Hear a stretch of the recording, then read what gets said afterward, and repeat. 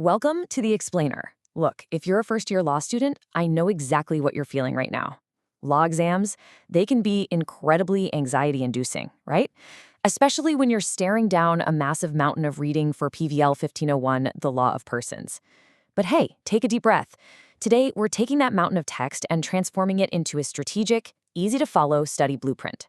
By the end of this, you're going to have a crystal-clear roadmap to just absolutely conquer that paper. So let's dive right in. Here is our clear 6-part formula for today.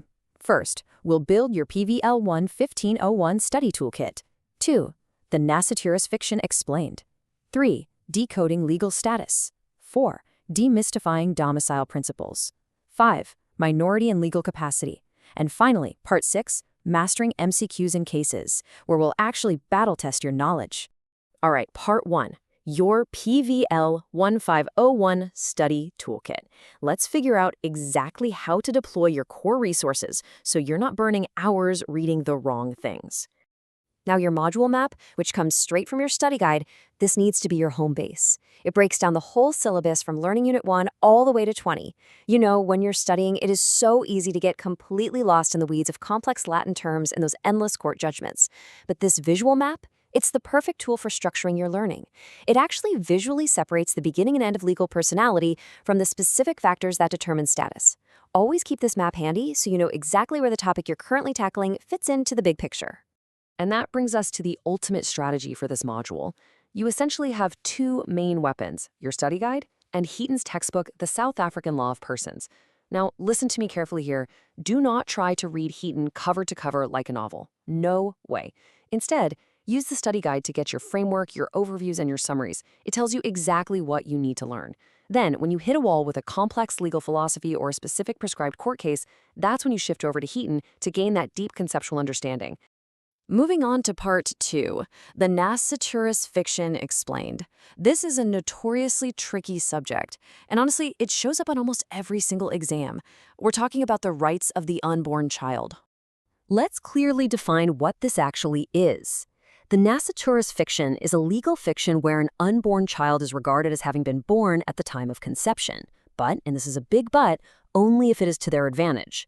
Now, there is a bit of an academic debate on whether this is a fiction or a rule, but as your textbook notes, our courts and most legal scholars treat it as a fiction. The absolute key takeaway here is that it only activates if it benefits the child, like in cases of inheritance or maintenance. It literally cannot be used just to benefit a third party. So, the most crucial thing for the exam is memorizing this strict 3-step checklist. First, the child must have been conceived at the time the benefit would have accrued. Second, the child must subsequently be born alive, and I mean drawing breath. If the child isn't born alive, the law considers them as having never even been conceived. And third, like we just said, it must be to the child's advantage. If an exam question is missing even one of these 3 elements, boom, the fiction doesn't apply. Now, in the real world, you absolutely must know your prescribed cases. The Road Accident Fund Were Emtati case, that's a huge landmark. Why? Because it shifted the application of the Nassaturus fiction straight into the law of delict. That meant a child could actually claim for prenatal injuries, injuries sustained while they were still in the womb, once they were born alive. It's a pretty perfect example of the law stretching to protect the vulnerable. Okay, Part 3, Decoding legal status. Let's see how those early beginnings build into the broader concept of a person's status. So the word status comes from the Latin word stare, which means to stand. It's basically a person's standing in the eyes of the law, and it's influenced by some very specific attributes. We're talking things like domicile, age, mental illness, right down to intoxication and insolvency. You really need to know these because they directly determine a person's legal capacity, specifically their capacity to act, litigate in court, and be held accountable for crimes and delicts. If an exam question mentions someone is intoxicated or under 18, alarm bells should immediately be ringing in your head about their status. Part 4, Demystifying Domicile Principles. Guys, domicile is a massive exam topic, and here's why. South African private law generally uses the lex domicilii, that's the law of the place where a person is domiciled, to determine their status. The definition here is incredibly specific. Domicile is the place where a person is legally deemed to be constantly present for exercising their rights and fulfilling their obligations, even in the event of their factual absence. Now, what's super important to grasp here is the distinction between residence and domicile. Factual permanent residence does not automatically equal legal domicile. Think about it. You could live in Pretoria for work, but if your intention is always to return to your permanent, legally recognized home in Cape Town, well, Cape Town might still be your domicile. Make sure you completely memorize these 3 basic rules governed by the Domicile Act 3 of 1992. Number 1, everyone must have a domicile at all times. You're never without one.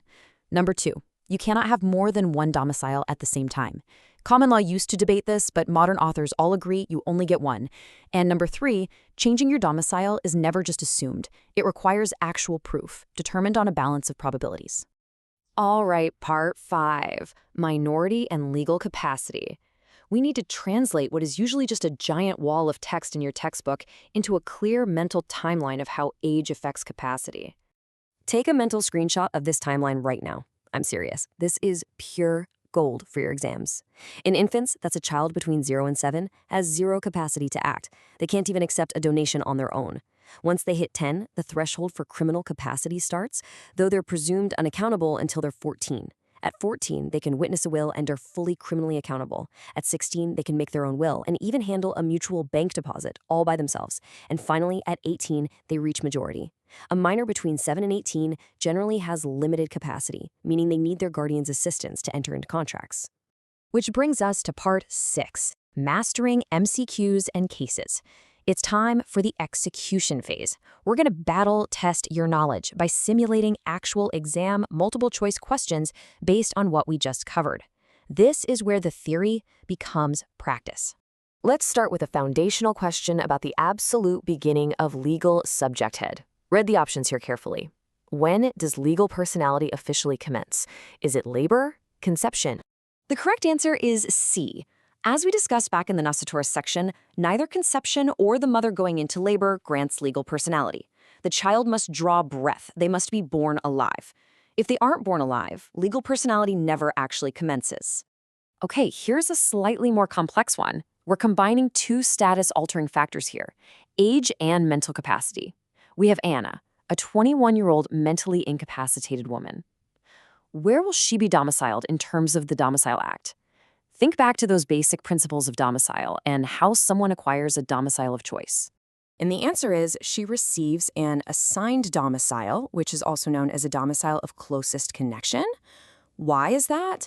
Well, because her mental illness means she lacks the mental capacity to form the legal intention required to acquire a domicile of choice on her own. So the law basically steps in and assigns one to her to make sure she complies with that first rule that everyone must have a domicile. Next up, this question tests your knowledge of landmark case law regarding a minor's contractual capacity and unassisted contracts. The benefit theory used to suggest that if a minor made a contract without help and it benefited them, they were bound by it. But the Supreme Court of Appeal totally rejected that. Do you remember in which case? The answer is A, Edelstein v. Edelstein. See, this case is a perfect example of why memorizing case names alongside their legal principles is so vital. Edelstein essentially destroyed the idea that a minor is bound simply because a contract benefits them. Let's quickly reiterate the general rule that came out of all this. If a minor, between 7 and 18, contracts without their guardian's help, the contract is what we call limping. The adult party is bound if the guardian later steps in and upholds it, but the minor is inherently protected from liability if the guardian doesn't. Basically, the adult can't use the minor's young age to try and wriggle out of the deal if the guardian turns around and says, actually, yeah, we'll keep this contract. Wow, okay, we have covered a massive amount of ground today, right? From the rigid 3 steps of the Nacitores fiction to the really complex webs of legal status and domicile.